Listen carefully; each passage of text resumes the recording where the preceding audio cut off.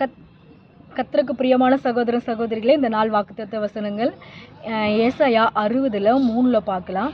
உன் வெளி உன் உன் வெளிச்சத்துக்கு உன் வெளிச்சத்துக்கு ஜாதிகளும் உன் ஒளிக்கும் ராஜாக்களும் நடந்து வருவார்கள். இங்கே சொல்லப்பட்டிருக்குது. கர்த்தராகிய இயேசு கிறிஸ்துவோட பிள்ளைகளே, இந்த நாள் நீங்கள் புதுசாக கேட்குறீங்கன்னா ஆண்டராகிய உங்களுக்கு சொல்கிற நற்செய்தி என்னன்னு சொல்லி பார்த்தா, இந்த நாள் நீங்கள் ரொம்ப நீங்கள் என்ன பண்ணீங்க, இருளில் வாழ்ந்து கொண்டு இருக்கலாம், கஷ்டத்தில் வாழ்ந்து கொண்டு இருக்கலாம், உங்களுக்கு தேவையோடு நீங்கள் வாழ்ந்து கொண்டு இருக்கலாம். எனக்கு நன்மை நடக்க மாட்டேங்குதுன்னு சொல்லுவோம், அந்த யோசனையோடு நீங்கள் வாழ்ந்து கொண்டு இருக்கலாம். நான் இந்த காரியத்துக்கு போகிறேன், எதுலையுமே எனக்கு வெற்றி கிடைக்கல அப்படின்னு நீங்கள் நினைக்கலாம். இந்த காரியம் எது செஞ்சாலும் எனக்கு நல்லதாக நடக்க மாட்டேது, எல்லாமே தீமையாக நடக்குதுன்னு சொல்லி நீங்கள் நினைக்கலாம். ஆனால் இங்கே சொல்லப்பட்டிருக்குது, நான் என்ன பண்ணுவேன், நான் உங்களை வெளிச்சத்துக்கு உன் வெளிச்சத்துக்கு ஜாதிகளும் உன் ஒளிக்கு ராஜாக்களும் நடந்து வருவார்கள். இங்கே சொல்லப்பட்டிருக்கு. நம்ம எந்த காரியத்துக்கு போனாலும் எது சஸ்பிரஸ் ஆக மாட்டேங்குது, எது நல்ல காரியமே நடக்க மாட்டேங்குதுன்னு சொல்லி நம்ம நினைக்கலாம்.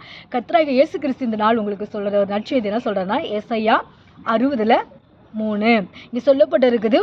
உன் ஒளிக்கு ஜாதிகளும் உன் வெளிச்சத்துக்கு ஜாதிகளும் உன் ஒளிக்கு ராஜாக்களும் நடந்து கடந்து வருவார்கள். நம்ம எதுக்குமே பயப்படக்கூடாது. என்ன சொல்லப்பட்டிருக்குது, உன் வெளிச்சத்துக்கு அப்படின்னா உலகத்தில் நம்மளோட நல்ல காரியம் நம்ம செய்யும்போது நம்மளுக்கு என்ன பண்ணுமா, அது நம்மளுக்கு தீமையாக நடந்ததுன்னு வச்சுக்கோங்களேன். நீங்கள் என்ன நினைக்கிறோம், ஆண்டவர் இந்த தீமைக்கு எனக்கு நன்மை உண்டு அப்படின்னு சொல்லி நீங்கள் மனசுக்குள்ள நம்ம நினைக்கணும்.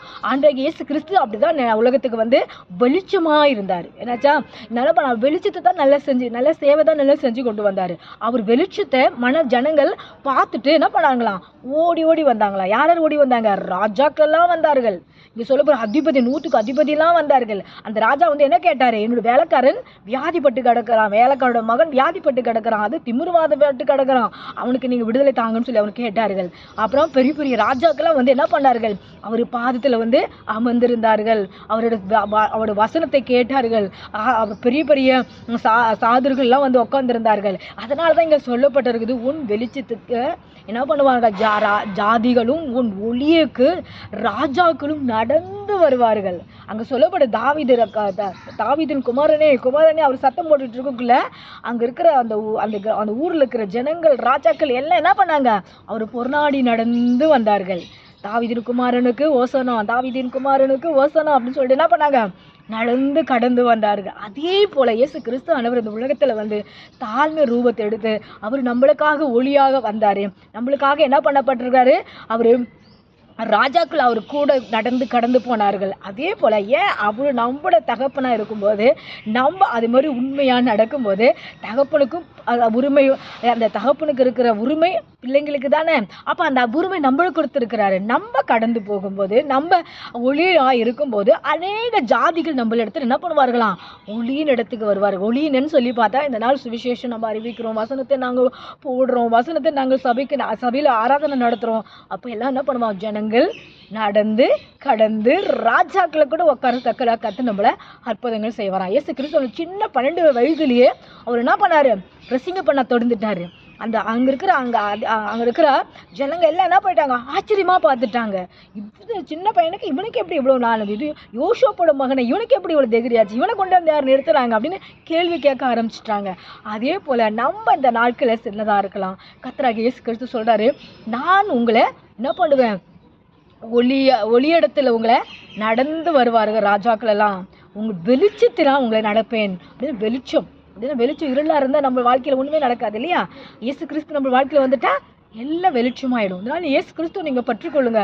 இயேசு கிறிஸ்துவ நீங்கள் நம்பும் போது உங்கள் வாழ்க்கை வெளிச்சமாக மாறும்.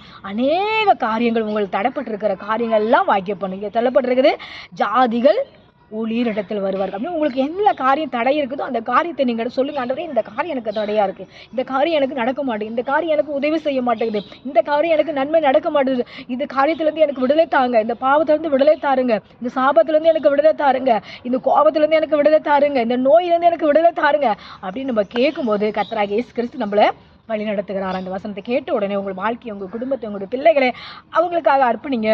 முதலாவது நீங்கள் என்ன பண்ணுங்க, ஆண்டவர் இடத்துல ஜெபம் பண்ணுங்க. ஆண்டவரே, நீங்கள் சொல்லியிருக்கீங்க வெளிச்சத்தில் ஜாதிகள் ராஜாக்களும் ஒளியிடத்தில் ஒவ்வொரு நடந்து வருவார்கள் சொல்லிக்கலாண்டிகளே. அதே போல் என் வாழ்க்கையில் ஒரு எல்லா தடைப்பட்டிருக்கிற காரியங்கள் எல்லாம் வாக்கியம் பண்ணுங்க. என் தேவைகளை சந்திங்க, எனக்கு தேவையான நிம்மதியை தாங்க, எனக்கு தேவை சுகம் தாங்க அப்படின்னு நீங்கள் கேட்கும்போது கர்த்தராகிய இயேசு கிறிஸ்து உங்களுக்கு செய்வாராக. ஏசாயா 60:5 60:3 இந்த வசனத்தை கேட்ட உடனே உங்களுக்கு கர்த்தராகிய இயேசு கிறிஸ்து உங்களை ஆசீர்வதிப்பாராக. God bless you. One praise Lord. ஜெய் மசி.